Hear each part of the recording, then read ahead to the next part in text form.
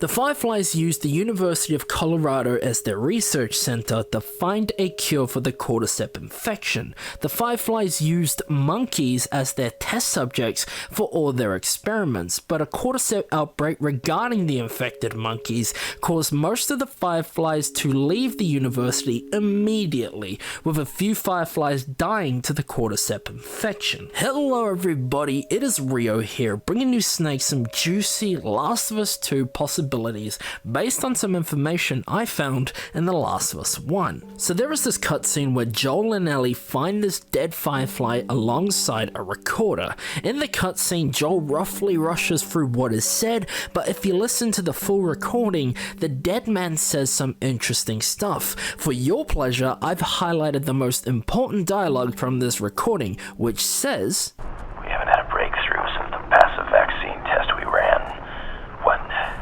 5 years ago. We haven't had a breakthrough since the passive vaccine test. This means the Fireflies had a vaccine test that potentially showed success.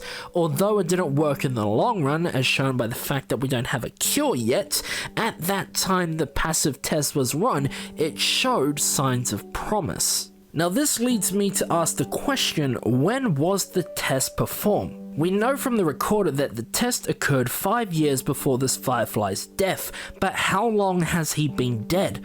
Judging by the decay of his body, we can say that he has been dead for a very long time, but a more specific clue can be found with the presence of the bloater in the university corridors. Now, if you've seen my cordyceps explanation video, and if you haven't, you should definitely check it out because it's a pretty awesome video, you would know a bloater roughly takes around 10 years to develop. When we kill the university bloater, it drops a Firefly pendant, which indicates that this bloater is a Firefly, whom, by the way, the bloater's name is Joe Warren. So if during the university outbreak, the dead recorder Firefly guy died around the same time as Joe Warren did, then we can estimate that the passive vaccine test took place around 15 years prior to Joel and Ellie's arrival. Ellie's age during the university chapter is roughly 14 years and 6 months. That's 3 months for the summer and an estimated 3 months for the autumn. And note, I'm just rounding up these months to simplify the math so we don't get our heads in a pickle.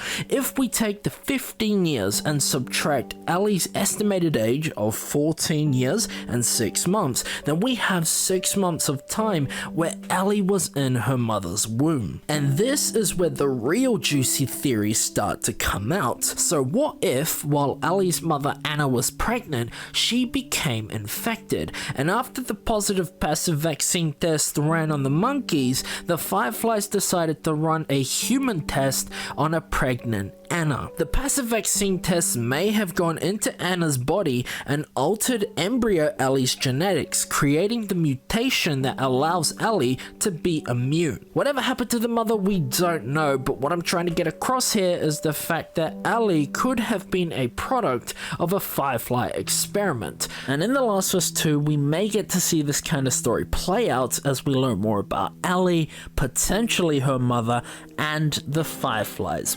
But what do you think? Is this a possible theory, or am I talking complete nonsense? Let me know what you think in the comment section down below. And other than that, I hope you all have a fantastic day. Thanks for watching, and most importantly, stay moist everybody. Cheers.